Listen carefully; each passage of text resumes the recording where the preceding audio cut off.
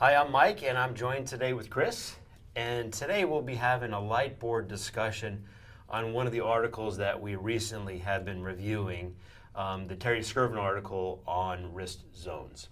And so we've chosen the light board because it's an interesting way to approach this, perhaps in a novel way. So we've broken up the light board into each of the respective zones that Terry Skirvin goes over. So first, radial dorsal zone, central dorsal zone, ulnar dorsal zone, radial volar, and then ulnar volar.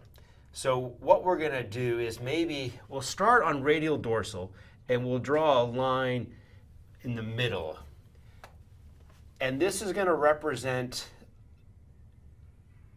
the structures that are found, the common structures that are found in the radial dorsal zone.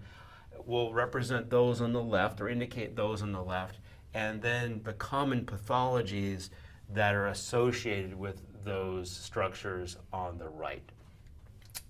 So for simplicity, I'll put a structure and then P for pathology. Awesome, like it.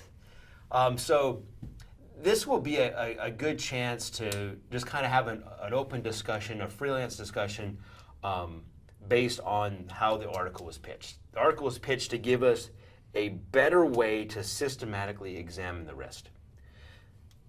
And if we have that, then hopefully we don't miss problems that commonly exist, or it helps us to highlight those things that are common challenges and then maybe help us to pinpoint on something that is less common or more of an anomaly. So first, some structures in the radial dorsal zone. So radial side, dorsal side.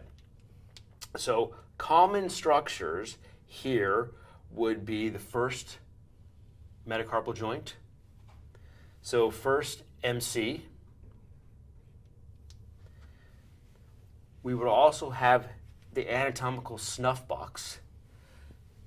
And with the anatomical snuff box, we would have the floor of the snuff box and then also those corresponding tendons. So the floor would be a segment of the scaphoid. And then we would also have APL tendon, EPB tendon, and EPL tendon. Now, these are not absolute. So some of these structures, EPL would be an example.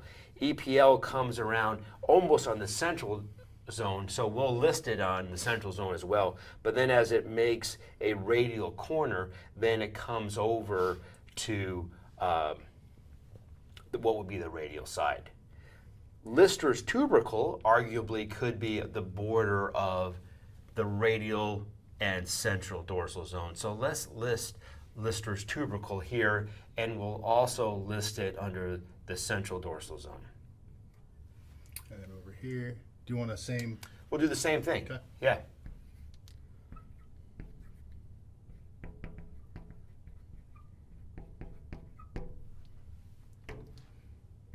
And then EPL will also be here, and then also the scaphoid.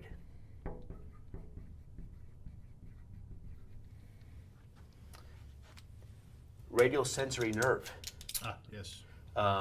in the radial dorsal zone. What's the, it's a DRSL or DRSN, right? Radial dorsal sensory nerve. Radial dorsal sensory. I had the right letters. Yeah. Okay, so if we stop there for a minute on the dorsal side, first MC joint or metacarpal, inclusive would be also the first CMC joint, so maybe right next to that or down below, first CMC joint.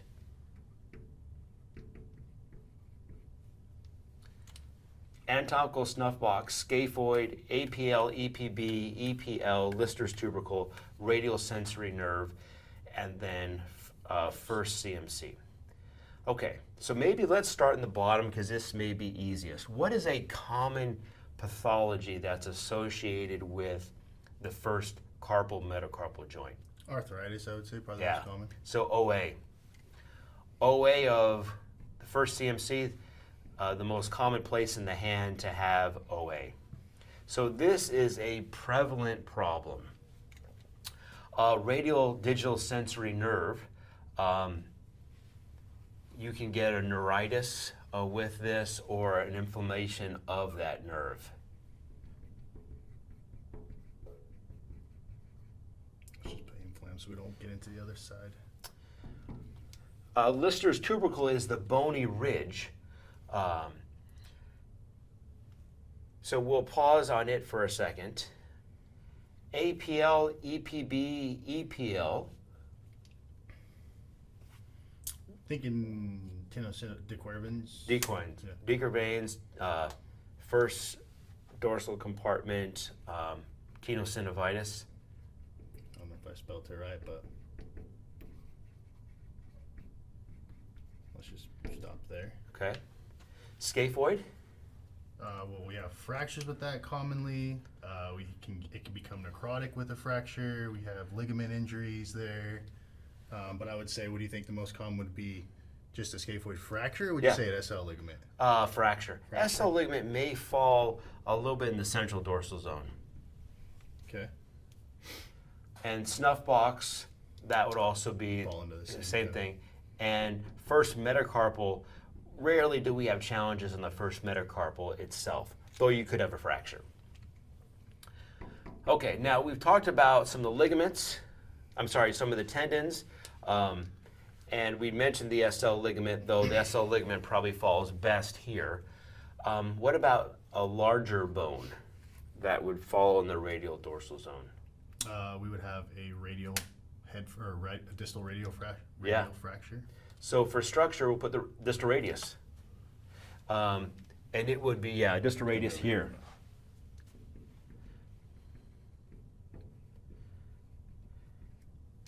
Similar, but kind of worth highlighting separately would be the radial styloid of the radius.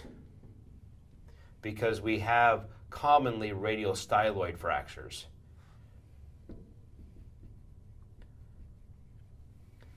So what you've begun here is a very systematic way of assessing the wrist or examining the wrist, where you're going through, okay, what structures are on or included in the radial dorsal zone? What are the common problems that could or might exist? So if you're palpating a wrist that comes over with a diagnosis as a wrist sprain, and that's all you have, and you're starting in the radial dorsal zone, and you palpate over APL, EPB, EPL, and you have some tenderness in there, and perhaps some irritation of the radial digital sensory nerve, you may begin to think, okay, this might be a Dequer veins type of situation. And then you add to that, oh, it's a young mother, and they're picking up their child often, and then you quickly connect those dots. And you take what was a very broad diagnosis in wrist sprain, and then have a more workable, defined treatment path based on Dequer veins. Or go to a special test. Yes. Yeah. Yes. Same with first CMC joint osteoarthritis. Now, the fracture side of it, whether it be distal radius or radial styloid, we're not the ones that are taking the imaging. That, of course, would be the orthopedic surgeon or the physician or some other surgeon, and then the radiologists that are defining those for us. But we have access to those, we get those impressions, and so we're certainly looking for or in sharing that information with the patient.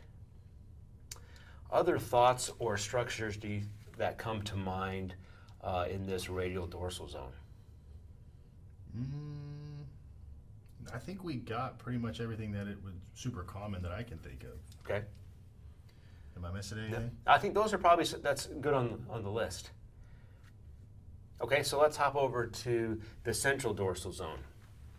So we've listed Lister's tubercle, EPL, scaphoid. You had mentioned earlier, but we haven't listed yet, SL ligament. SL ligament. Or scaphoid lunate ligament.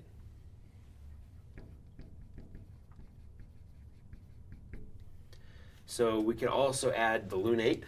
And then the lunotric, no, that's going to fall into the other one. Probably, you're exactly right.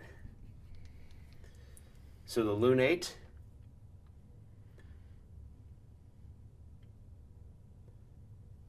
What else, Mike? So we've hit on the proximal row. In the first radial dorsal zone, we didn't touch on the distal row, too. So we may go back and add a couple structures on the radial dorsal zone, because if we're looking at the wrist, we have the trapezium that probably should be included, and then probably the trapezoid in the distal carpal row. So putting those under trapezium and the trapezoid. And typically the trapezium is osteoarthritis, and this has to do with the first CMC joint, and most often we don't have a lot of problems with the trapezoid. Okay. And we typically don't have a lot of problems with the trapezoid because it is a fused or fixed joint there at the base of the second metacarpal. Okay, so lunate, in the distal row we would have the capitate.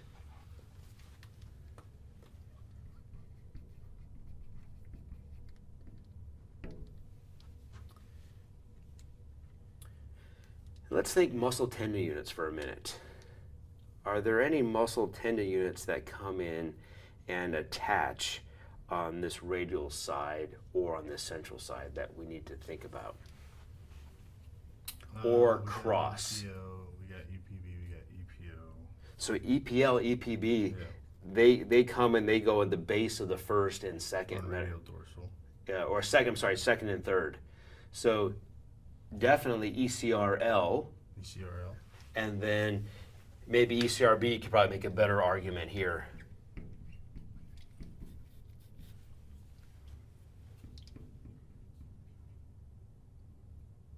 There we go. And what about EDC? Yeah. EDC. We're going to have to move that over. Let's just go like this. Hopefully I can still follow along here. That's good. All right, so let's take our list that we have so far. Lister's tubercle, that would be just a radius fracture. EPL, we've kind of already addressed that with Decker veins. Yeah. Same as before. Same thing with Scaphoid. the scaphoid. SL ligament, we haven't really addressed it yet. So this would be a tear or a rupture.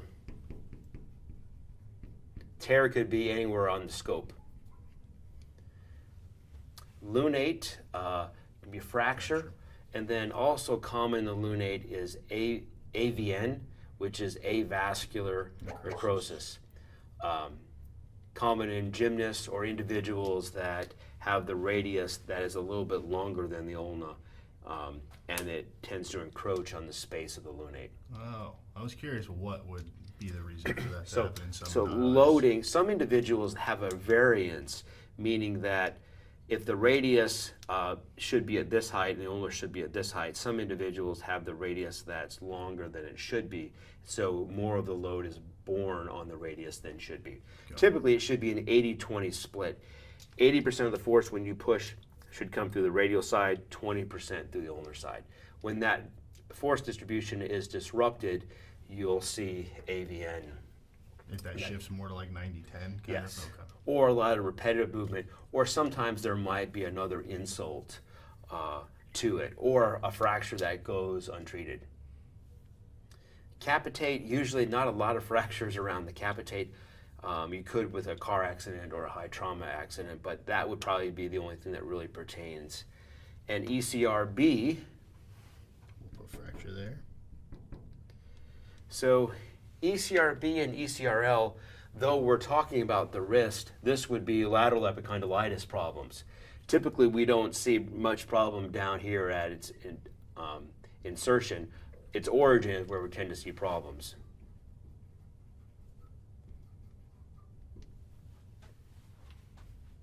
And then EDC, typically not a lot of, except for a rupture or a tear, a laceration.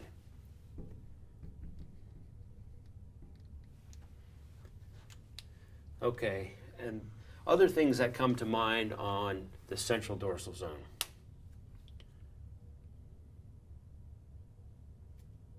Aye. Yeah. So from memory, we've listed a fair amount of structures and then some common pathology. So if you're examining the wrist, you're simply moving from the radial side to the central side or the central segment on the dorsal aspect of the wrist, and you're assessing. So if you found none of these or problems with any of these structures, likely none of these pathologies would be present, so you're going to move on to the central dorsal zone. So if you have the same diagnosis of wrist sprain and you have moved past these structures and those common pathologies, you may look to an SL ligament. And there may be associated special tests that we're not going to talk about right now, but that you may look at that may give you indication of an SL ligament. So this is kind of the highlight, I would say, of central dorsal zone would be SL. No doubt. Yeah. So in your mind, you're thinking, what are the common things? And so high, common, if you're dealing with a wrist sprain. If your wrist sprain on this side, you're thinking high decurvains. You're thinking first CMC joint, unless it's a fracture. Okay, so there's like an order of operations. Yes. So those are the first things that are coming to your mind. So now you've taken a very, again, broad diagnosis of wrist sprain. You're thinking, okay, this is commonly what it is if it's in the radial dorsal zone. This is commonly what it is if it's in the central dorsal zone. Okay, let's go to ulnar dorsal. You want to switch sides, Mike? Yeah, you bet. So I'm not crowding you out.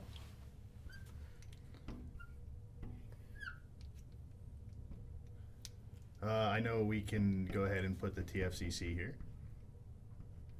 Yep. What else do we have over here? Now, I don't know how common this would be, but the actual disc. Yep. So what would we call it? Would we We call got it articular disc, the ulnar which is disc? kind of probably articular disc. It's just part of the TFCC.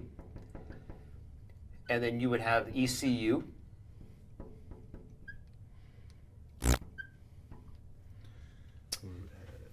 You would have the triquetrum, and then also the SL ligament.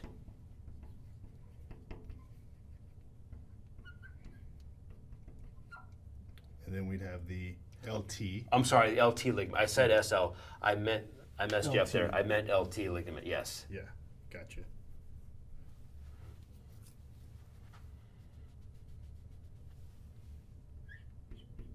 Okay. So we have the TFCC, ECU, the articular disc, that's part of this, the triquetrum, We have the hamate, right? and so you'll have the triquetrum that's there. There. We'll have the hamate, you're right, and the pisiform.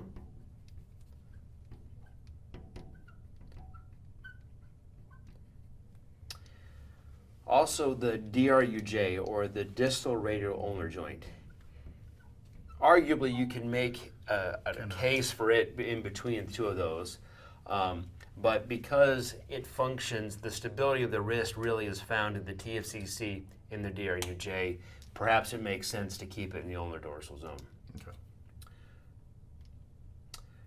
We have ECU, good. And then would you go FCU as well?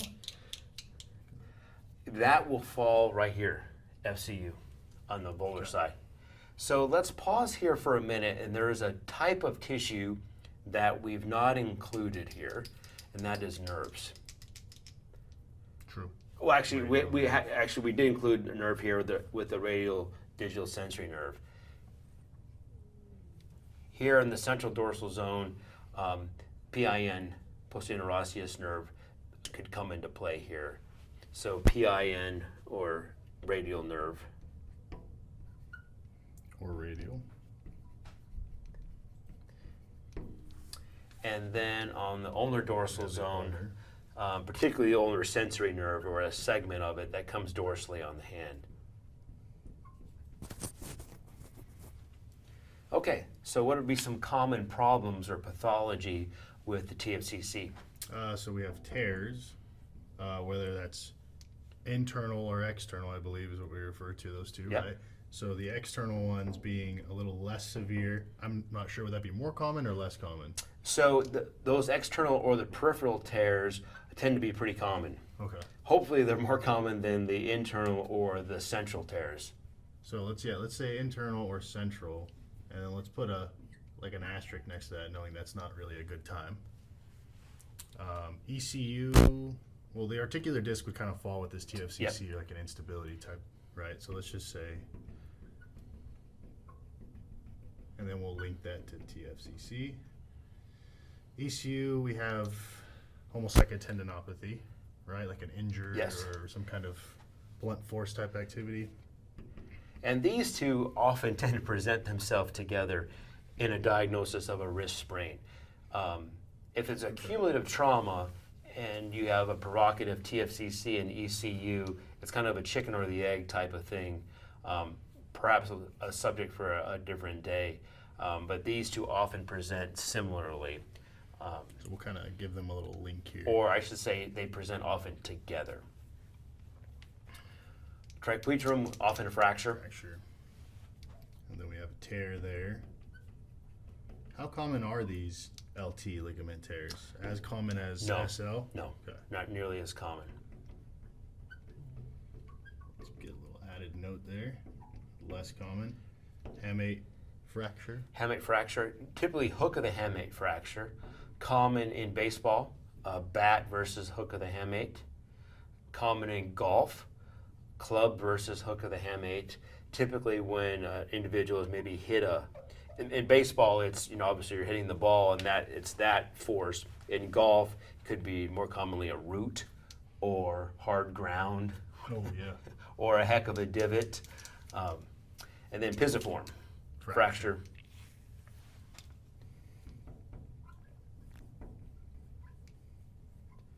And DRUJ, here we would have instability. Typically we see DRU instability after a traumatic distal radius fracture or ulnar styloid fracture. So we would add to our list here the ulna bone and then the ulnar styloid, similar to how we did here. Let's just, trying to find a good place to put that. Let's just go over there. Ulnar styloid, and with these fractures. Yep, fractures. And then the ulnar sensory nerve, typically it can be a problem, but typically presents itself more on the volar side if it is a Guyon's canal. If it presents on the dorsal side, typically it's the result of cubital tunnel and it affects the dorsal side. Okay, I think that's a good list. So now we're seeing the pattern, right? So you can begin to assess the wrist in a nice way by understanding what structures are there and what common pathologies. So if you looked at the common pathologies on the ulnar dorsal zone, here there's a few more perhaps. So ulnar styloid fractures, high commonality, particularly with radial fractures. TFC injuries, high. ECU injuries, high. Pisiform and hook of the hamates, not so high, but they present themselves. DRUJ, unfortunately too high. And ulnar sensory nerve can be high. So there's quite a few on the ulnar dorsal zone. And again, this speaks a little bit to the architecture of the wrist, right? So there's more inherent bony stability on the radial side than there is on the ulnar side. The ulnar side of the wrist is stabilized more by the ligamentous structures, TFCC in the DRUJ. And so there can be more problems that are associated, instability problems on this side of the wrist. Yeah, and you can kind of see that just based on what pathologies Yeah. were listed. Though here, when you have a disruption of the SL ligament and that goes south, that can create a really precarious scenario. Kind of on both sides. On both sides. All right, I'll switch you back and then we'll go radial volar zone. All right, so we'll split it in half again.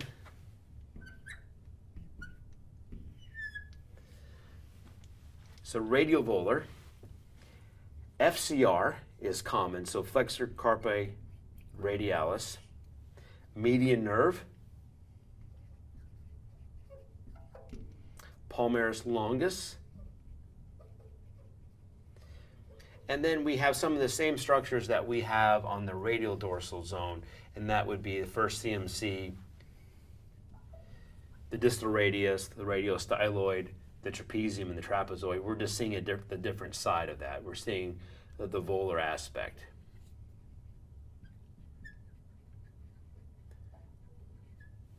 And same with the scaphoid. Yep. Have to keep looking back in my hand. What would we say about the deep artery here? Is that a common issue here? This is the, can't recall the name. But you know I'm talking about the deep artery here. Deep palmar artery, right? Yeah. Is that something that becomes an issue ever? It can, like, and you do like an Allen's test, and so you have a change in the vascular perfusion. A refill? Yeah. Okay. And did I name it right? Deep palmar artery? Yep. Okay. We're running out of space there. Okay, and so what pathologies would you see here? Radios. Probably get some level of tendinopathy here with Yeah. this, right?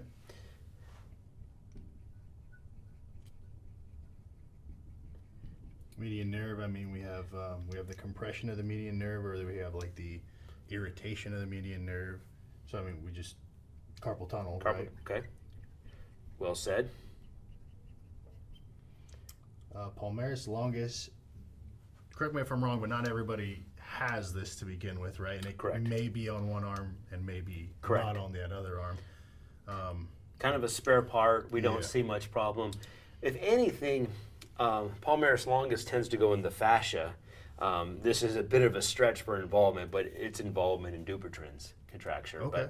but not much of an involvement there.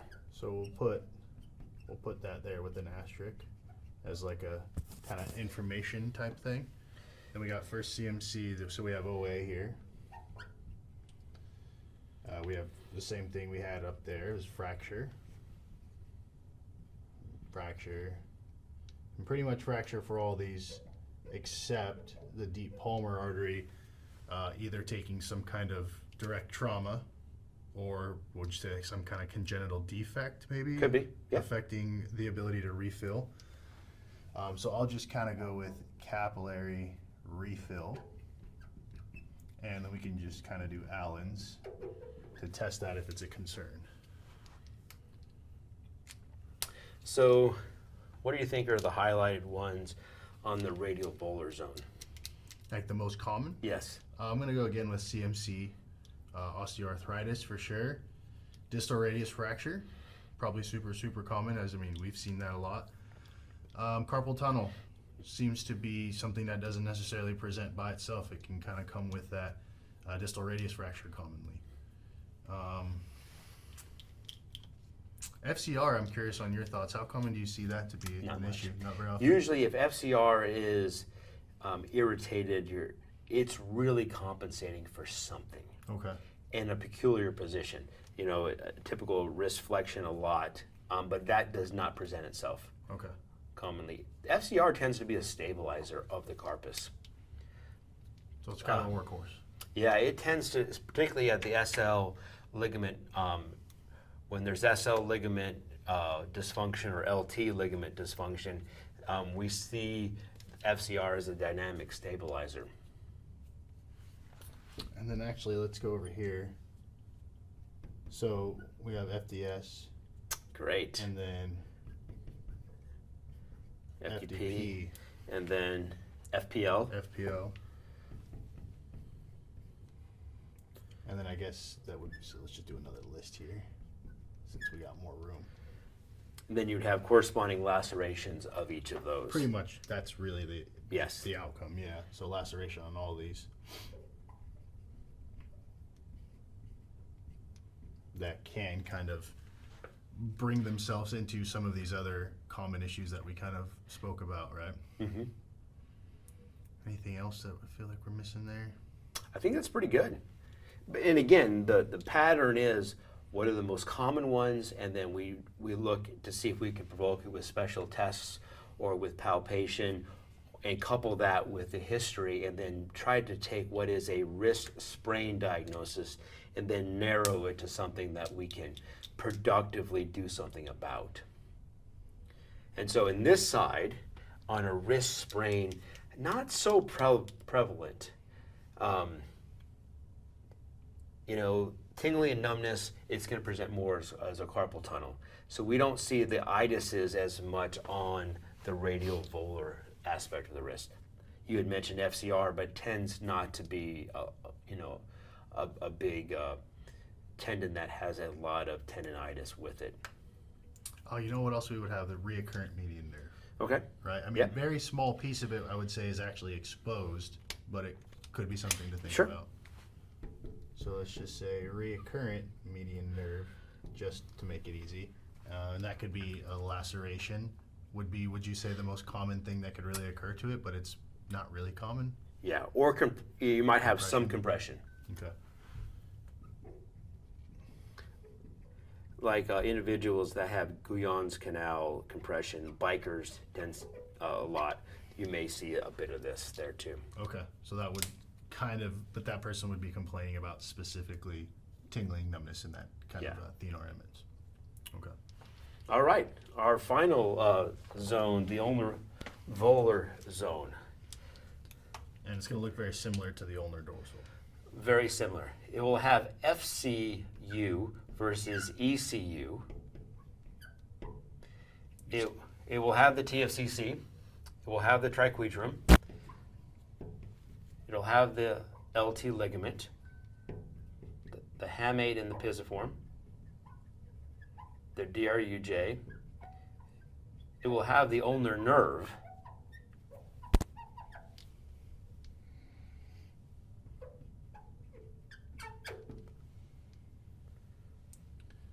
I wrote too big in some spots, That's too all right. small in others. So I think you kind of summed it up there.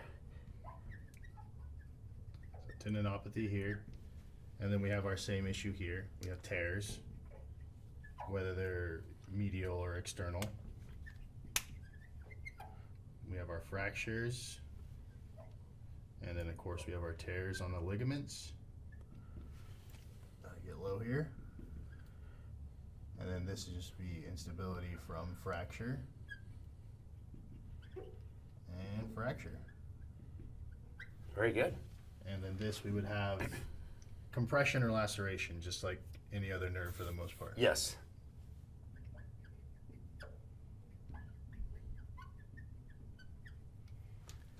Okay, so if you step back, you have a lot written here. There's There's a lot going on. There's a lot going on. So if we look at each of these respective zones here,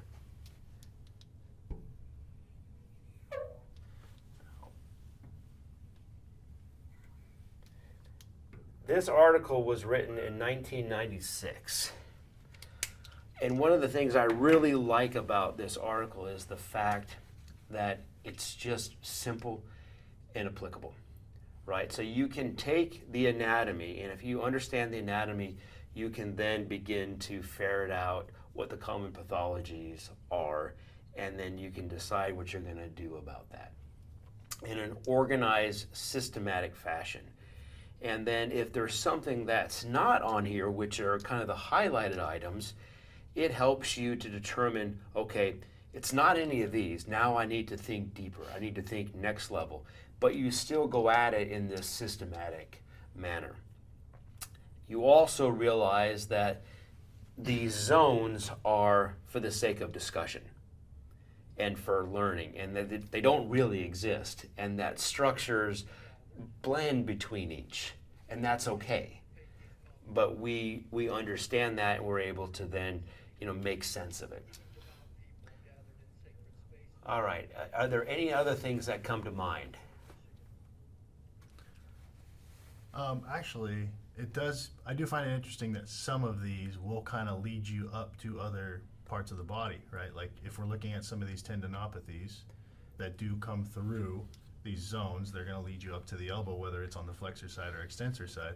So they can kind of lead you to compensatory patterns in other places, which is kind of a cool thing to think about. Great example. And so ECRL, ECRB would be a good example of that. Certainly we've seen cases where Dickervain's has done the same thing with overhead athletes, where they're looking for stability someplace, and because they can't find it more proximally, they tend to find it someplace distally. ECU is one of those places. So that's a marvelous point. So the patient may be seeing you for a wrist injury or a wrist sprain or a tendonitis, and in your course of working them up, you realize these are symptoms of a larger problem that's proximal. Yeah, really good, really good. Anything else that comes to mind? I don't think so at the moment. Everything's I feel like we got most of it here. I'm sure there's one or two things that we maybe overlooked, but this is probably a really good place to start. So Terry Skirvin, 1996, Journal of Hand Therapy. This would be a seminal article worth a read because I think it gives you an algorithm of thought that's worth entertaining. Or even like worth reading piece by piece and kind of really writing it down like we did might be a little easier to digest. I know it would be for me. Yeah. And then drawing it out is another thing, an exercise that we began and then we'll continue to do. Drawing it out helps you to do it. Drawing it out here in words is one way to do it, but I think the more that you do it different ways, the more it's cemented in your mind. Definitely. All right, so I think that concludes this segment on radial zone or wrist zones. Terry Skirvin article, 1996.